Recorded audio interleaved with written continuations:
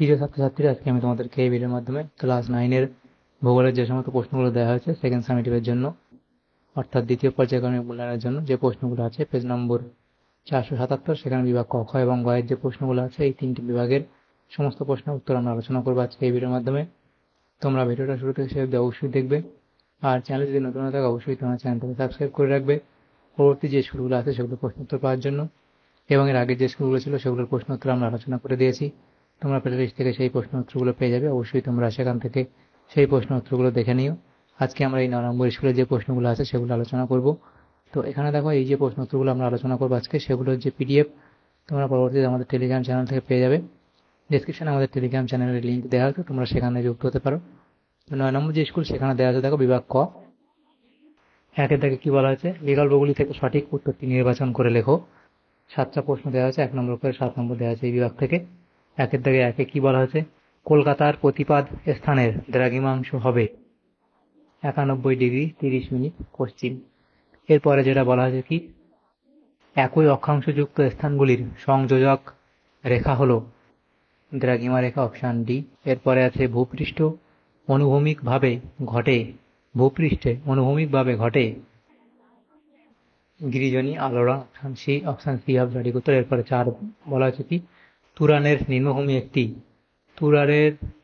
নিম্নভূমি একটি অবনত সমভূমি। 5 দাগের প্রশ্নে বলা আছে কি, আবহ বিকারের সঙ্গে অপসারণ যুক্ত হওয়াকে বলে ক্ষয়ীভবন, উত্তর অপশন ডি। এরপরে আছে উত্তর পূর্ব ভারতের প্রবেশদ্বার বলা হয় শিলিগুড়িকে, এখানে অপশন ডি হবে তোমাদের সঠিক উত্তর।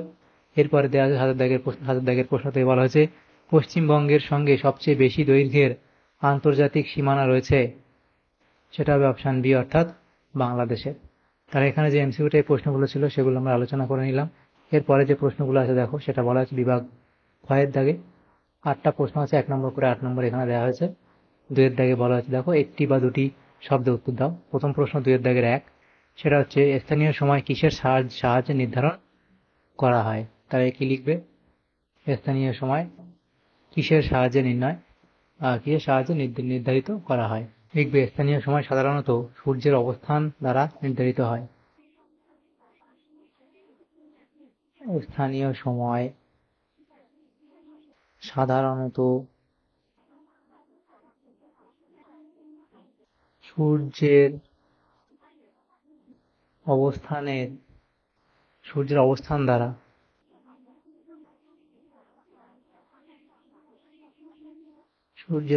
দ্বারা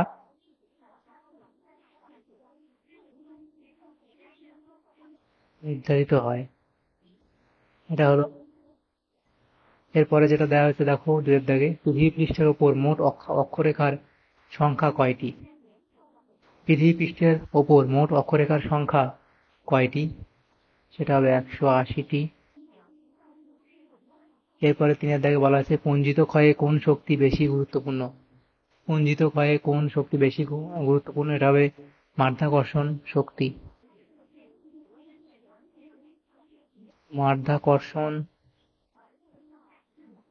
শক্তি। এরপরে আছে বিষম সত্ত্ব শিলায় কোন প্রকার আবহ বিকার ঘটে। লিখবে রাসায়নিক আবহ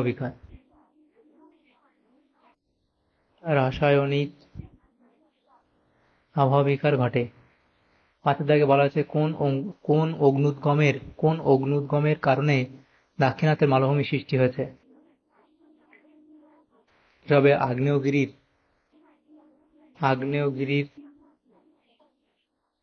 অগ্নুৎপাতের কারণে।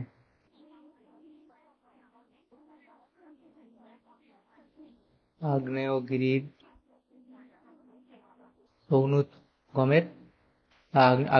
অগ্নুৎগমের কারণে। আগ্নেয়গিরির অগ্নুৎপাতের কারণে। এরপরে কাকে ভারতের খনিজ ভান্ডার বলা হয়।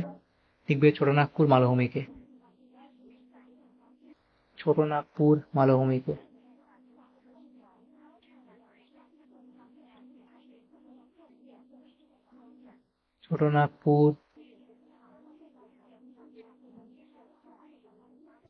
মালভূমিকে। পশ্চিমবঙ্গের কোন জেলার সবটাই মালভূমির অন্তর্গত? সেটা লিখবে কি পুরুলিয়া। এরপরে আছে তিস্তা নদী কোন হিমবাহ থেকে উৎপন্ন হয়েছে? এটা হবে পাউমন্ডি হিমবাহ। পাউমন্ডি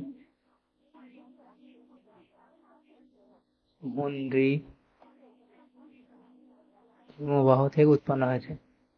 তাহলে এগুলো হলো। এরপরে যে প্রশ্নগুলো আছে দেখো বিভাগ গ, সেখানে আছে 3-এর দাগে নিম্নলিখিত প্রশ্নগুলোর উত্তর দাও। প্রত্যেকটা প্রশ্ন 2 নম্বর করে, 4 দুগুণ 8 নম্বর এখানে নম্বর বিভাজন করে দেওয়া হয়েছে। প্রথম প্রশ্ন আছে কি সময় অঞ্চল কি? তা লিখবে একটি প্রমাণ দ্রাঘিমার সময় যে অঞ্চলের মধ্যে মেনে চলা হয় তাকে সময় অঞ্চল বলে। পৃথিবীকে 15 ডিগ্রি অন্তর মোট 26টি সময় অঞ্চলে ভাগ করা হয়েছে। পূর্ব গোলার্ধে 14টি এবং পশ্চিম গোলার্ধে 12টি। এবং অর্থাৎ দেখো আন্তর্জাতিক ক্ষেত্রে দুটি সময় অঞ্চলের মধ্যে সময় পার্থক্য 1 ঘন্টা, তবে স্থানীয়ভাবে বিভিন্ন দেশগুলির মধ্যে এই পার্থক্য 15 মিনিটও হয়ে থাকে, যেমন ভারত ও নেপাল।